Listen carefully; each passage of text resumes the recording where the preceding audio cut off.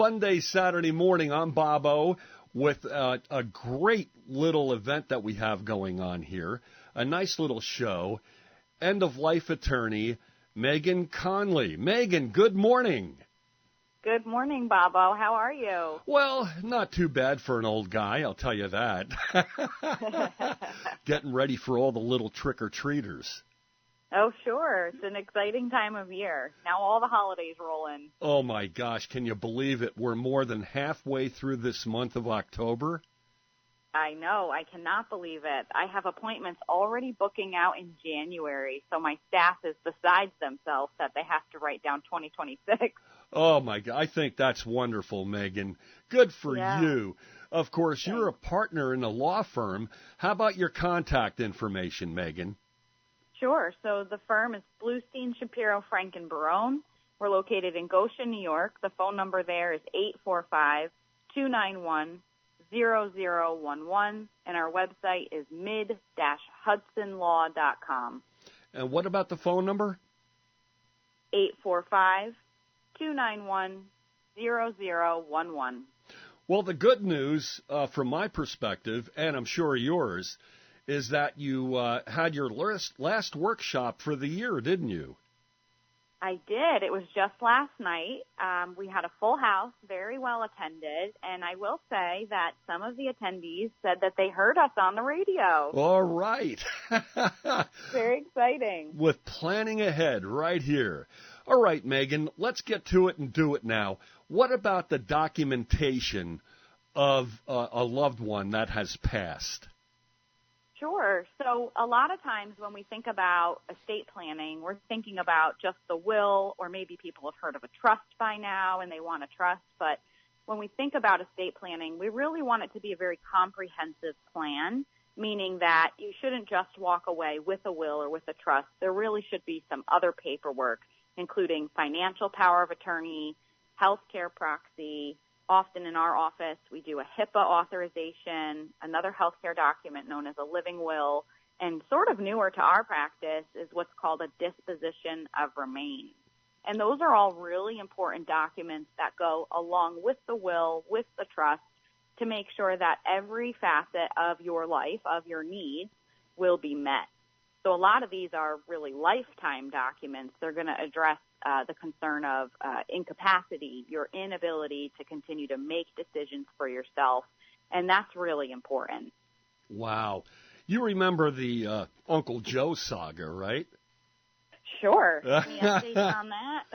Yeah, well, you got to be real careful about the attorneys you pick, because that's true. The continuing saga of Uncle Joe is that the first law firm he went to is now contesting his last will and testament that he made out with a different law firm. They're saying that Uncle Joe was incompetent because he was in and out of the hospital for all those times. Yeah, that's really terrible. And things like that do come up, unfortunately. Yeah. So when you're working with an attorney, the attorney should be one that's experienced in this area of practice.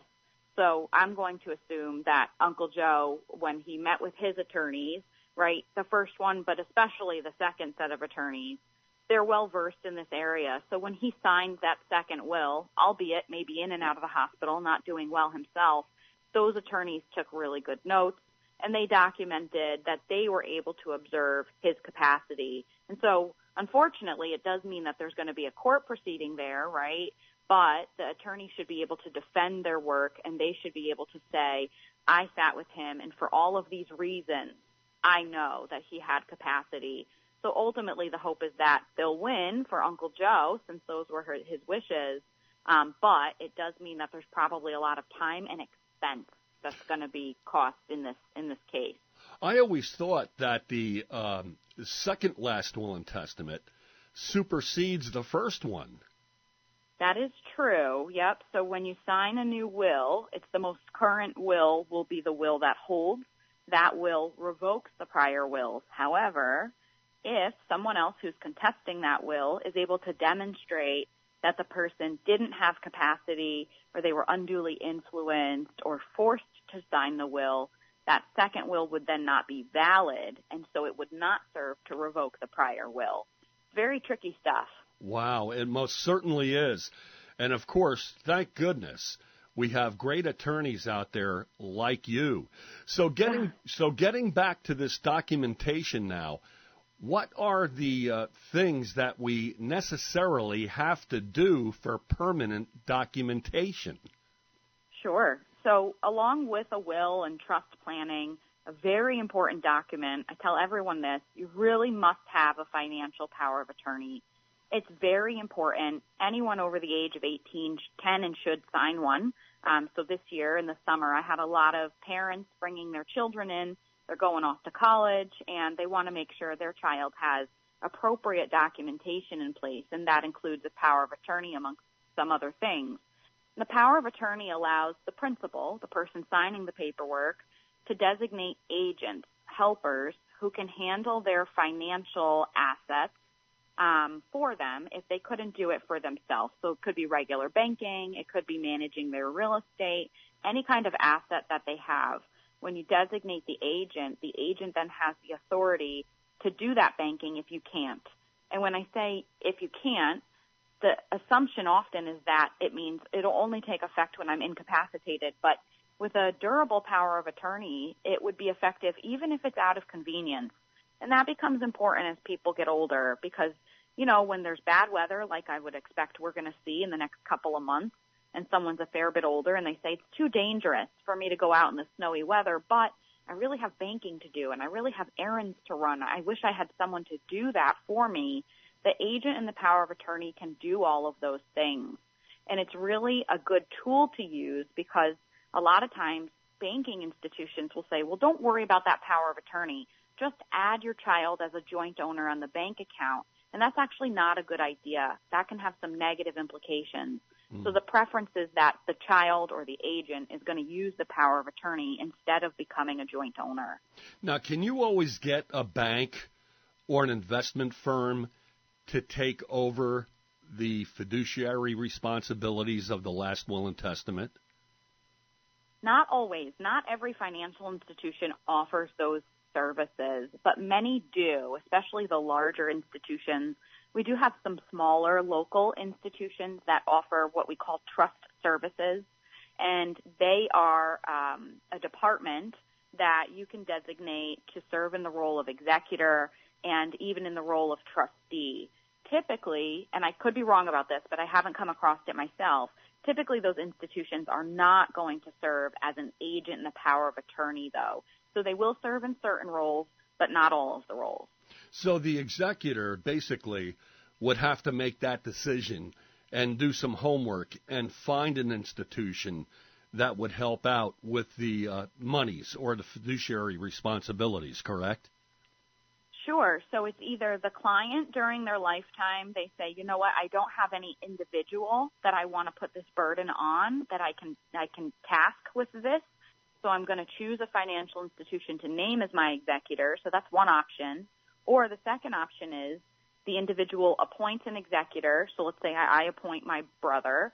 And when he's serving in that role, he's saying, you know, I'm a little out of my depth here, and I know how to do some basic things, but I really am not very savvy with investments and financial management. I will then consult with a financial institution, and that's the more common way that things are done. A person appoints an executor who's an individual, and then that executor consults with the financial institution, financial professional, for guidance. And the executor that you choose really should be someone who knows what they don't know, right? They're able to say, I'm not sure what I'm doing. Let me just refer now to the professionals, and they'll work with a financial institution. Well, being an executor of a last will and testament, or somebody's estate for that matter, that's a big responsibility, and you really have to be careful who you pick and choose, correct? Yes, absolutely. And I think we've talked about this before, but some of the really key qualities of a good executor or trustee or anyone that you're designating in a financial or helper role is going to be not necessarily a person who's very financially savvy. We don't all have someone like that. But we do need to choose a person who is willing to do the work, right? They're not just going to say, I'll just wait a while. they're sort of complacent or procrastinators. We don't want to choose a person that's afraid to fill out the paperwork, doesn't like to pick up the phone and make phone calls. You want to choose a doer, someone who's able to take on tasks.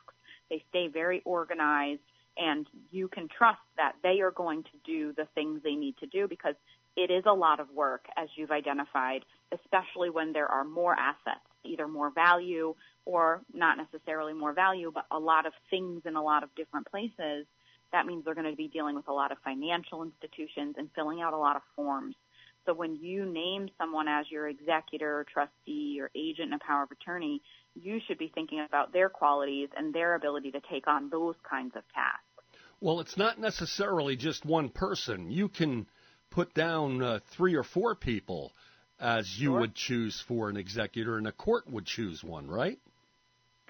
So, yep, it can happen in a few different ways. In the document, you can say, and I'll just use it as an example, I have 2 adult children, and I want both children to serve as co-executors, meaning I want the court to appoint both of them at the same time, and they will both do the tasks together. And that's going to be a co-executor position, and you can have 2, 3, 4. I generally don't recommend more than 2, but it's up to the client ultimately.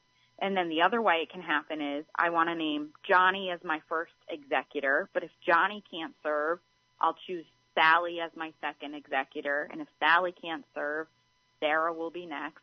And so you can name them in an order of succession. And whenever we do our planning, I do strongly recommend to my clients that we name a few people in an order of succession, because you never know what kind of situation that person is going to be in at the time they're called upon.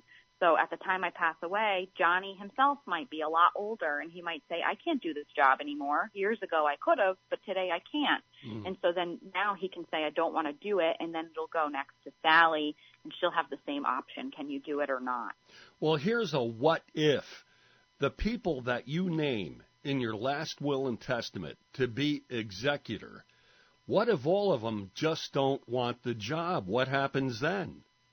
Sure. So then at that point, typically the court will look to see if there's any other people who are sort of eligible to serve in that position. And there's a statute that describes who would be eligible, and it's based on their relationship to the deceased individual. And if nobody that's eligible really wants to serve, the court can then appoint a public administrator. And there's a list of attorneys who will serve as public administrators. And, of course, they're paid a fee. And so the court then looks to that list and sees which public administrator is next or suitable for the position, and then they will reach out to them to take on the appointment. And so they're a completely independent individual, and their job is to then administer the estate in an objective, unbiased way. Well, if the court does appoint a public individual, does that money for that person's fee come out of the estate? It does, yes. The estate is responsible for paying for those expenses. Wow. Okay. So, again, we remind everybody, Megan, that it's very, very important as to who you pick as an executor to your last will and estate. Absolutely. And really every role, every helper role, right, executor, trustee, agent in the power of attorney, they're all very important. You're trusting this person to do a really important job, and it's now in a time where you're not around to oversee it. You're not around to do these tasks yourself, and so you're really putting everything on that person. A lot of trust goes into that. Oh, absolutely. So you got to be really, really careful. Getting back to this documentation that you had started to talk about in regards to a lifelong documentation, what does it take to get that done, Megan? It's really part of the normal estate planning process. So when our clients contact us, we need some planning. We have them come in, talk about their goals and objectives, and as part of their planning package, whether they're realizing they should have this or not, right? Maybe we're describing it to them for the first time. We do recommend that they have power of attorney, which is for financial matters, and then a slew of healthcare documents as well. And that's how we make sure that it's a really comprehensive plan. Even if the plan is hinging on a will, right, and the will is going to control the distribution, A lot of times people say, I don't need an estate plan, I just need a will. And that's not really the truth when we get down to it. You need a will, but you also need power of attorney and a set of healthcare documents. So the financial power of attorney is very, very important. And like I said, everyone over the age of 18 really should have a power of attorney in place. It helps to make sure that someone is available to handle your financial matters for you if you can. If you don't have a document like that in place, it's very likely that the only alternative to that is going to be a guardianship proceeding if you did lose capacity. And a guardianship proceeding, kind of like a probate, is a court proceeding, and it's very invasive, and it costs a lot of money. It can take a lot of time to go through, and it can create conflict amongst family members. So if we can avoid a guardianship proceeding, that will be one key component of the planning, and we can do that typically by using a power of attorney. Yeah. So it's a really valuable document. Absolutely. I can see that. That's for darn sure. Now, what about if the individual's house has no mortgage and the house has to be sold? Mm-hmm. After they pass away? Yes. Okay, sure. And so whatever the administration proceeding calls for, right? So it's in a will, in a probate proceeding, we're going to refer to the will and go through the court proceeding.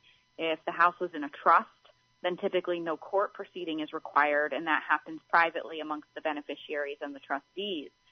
But especially when the house doesn't have a mortgage on it, and the direction is for that to be sold, that's something that typically the fiduciary, the executor, once they're appointed, or the trustee of the trust will carry out. And so they'll list the house for sale. You know, they'll work with a realtor. They'll determine what an appropriate price is based on the realtor's recommendation and an appraisal. And then from there, when they finally get an appropriate offer, they can accept it. They'll go to the closing, sign off on the paperwork, and they'll receive the proceeds on behalf of the estate. So if the house was sold from a trust, the trustee receives the proceeds and deposits them into a trust account to prepare for distribution. If the house is sold from the probate estate, we used the will and went through the court proceeding, the executor receives the proceeds, and they deposit those proceeds into an estate account. And typically, depending on where they are in the probate proceeding, they're going to hang on to those funds for a little while. They have to make sure in a probate proceeding that all debts and expenses have been paid before things can be distributed ultimately to the beneficiaries. So the probate proceeding generally takes a little bit longer because of that, where trust administration is going to be a lot faster. Wow. Really sounds complicated, and possibly could be if the individual does not do the right thing. Very true. Yes. A lot of trust is hinging on that fiduciary, that executor or trustee to do the right thing. Certainly there are repercussions if they don't do the right thing, but a really good line of defense is starting with the right person who's going to do the right thing anyway. Absolutely. Megan, how about your contact information again, please? Sure. So a good phone number is going to be 845-291-0011. Our website is mid-hudsonlaw.com. You can go on the website to sign up for our workshops. All right. Now, you already had the last workshop for the year. Is that correct? That's right. Just last night we had the last one for this year. I try not to schedule them in November and December just because of the holidays. Right. But I do have one scheduled for January 27th. That's going to be at 3 o'clock. And that one, again, it's always free, but that one is a webinar. It's a live webinar, so I'm going to do it on the computer. That's nice because if we get bad weather in January, which sometimes happens, people can still sit at home and talk to me through the computer. And then that allows us to accommodate a lot more people. And so since those workshops have been full lately, I wanted to make sure that's available. Wow, that's what I call planning ahead, Megan. I like what you did there. Wow. I'll tell you, can you believe the holidays are right around the corner? I can't. But you know what? For my practice, the holiday season is actually even more special. Not that everyone wants to spend a lot of time planning for incapacity or for death, but generally it's around the holidays where people are getting to see their family members and their loved ones. Yeah. And so this is a really nice time to think about this kind of planning and start having some of the tough conversations with your family members. It's a good idea to let them know if you do have planning in place and what your wishes are generally. So this is a nice time for reflection and discussion. And as you gather with family members, it's nice to have that chat in person. Yeah, because we never know anything, do we? Right, yeah. That's a great point. You don't know what's going to happen, but you also don't know what someone's plans are. Absolutely. Like I'm 72 years of age. I've been blessed enough to where nothing has ever gone wrong with me seriously. But, oh, thank goodness. Yeah, but eventually I know it's around the corner where something could happen that could change my life. And anybody else that's around my age or a little older, and you haven't done any planning yet, you really should. That's why this program is called Planning Ahead, correct, Megan? That's right. We want to have the plan in place. Hopefully we never need it or we don't need it for a long time, but it's a good idea to plan ahead so that way you have documentation in place if you do need to use it. Tell us about your consulting when a new client comes into the office. How long do you generally consult an individual? Yeah, so our process is maybe a little unique compared to other attorneys, but generally the whole process from start to finish really happens over 3 meetings. And believe it or not, in those 3 meetings, it's probably close to 8 hours of discussion time with the client. Wow. Yeah, it's a long time. And it's because we want to work through all of the different scenarios and potential problems and goals and objectives of the client to make sure that whatever paperwork we decide on in the end is really going to do what the client expects of it. So the first consultation, that's our initial meeting, and we block out 90 minutes for that first one. And that's actually the shortest of the 3 meetings. And that one is very introductory. I like to get to know my client or potential client. I like for them to get to know me to make sure that personality-wise we're a good fit. Because if someone's afraid to talk to me, to tell me information, I probably can't help them as well as I could if the person was great about disclosing the information. So they have to make sure they're really comfortable with me, and I have to make sure I'm comfortable with them. So we do start off just talking about our family situation. They'll disclose some asset information to me and talk about goals, concerns, things like that. And at that meeting, I can start to make some recommendations. I educate at that meeting, and as you know, I do a lot of these workshops, but that first meeting is really one-on-one education. And from there, they can take that information and decide if and how they'd like to proceed. If they want to proceed, we schedule our second meeting.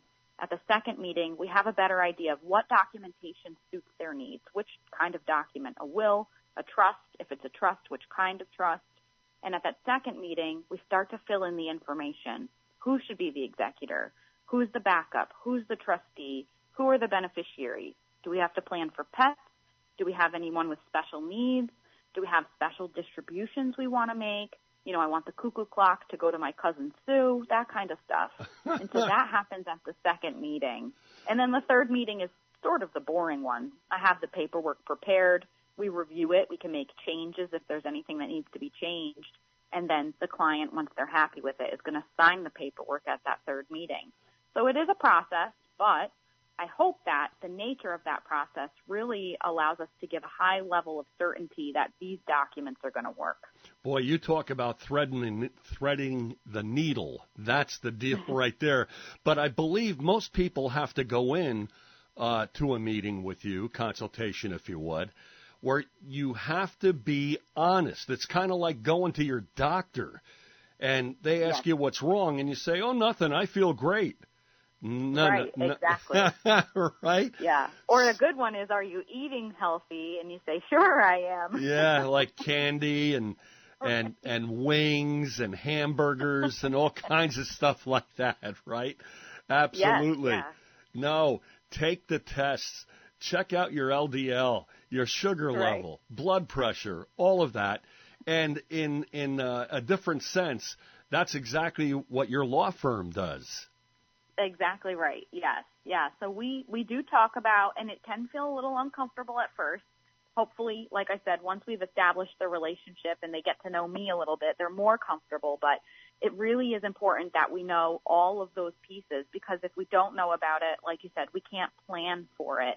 We can't address the concern. We can't stop the potential issue. And so it's really just doing yourself a disservice if you're not being honest with me, because when things do start to come around and you start to suffer from incapacity or you pass away and you find out then that those problems weren't addressed, you're not going to be so happy.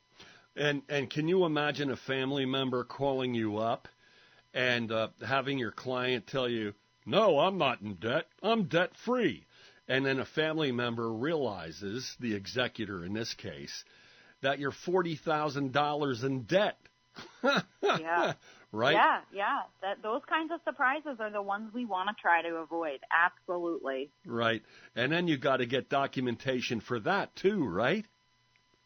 Sure, yeah. So after a person passes away, if we discover that there are debts, unsecured debts, secured debts, those things need to be addressed typically. And what happens with them really depends on the kind of administration proceeding we're dealing with, a probate proceeding versus trust administration.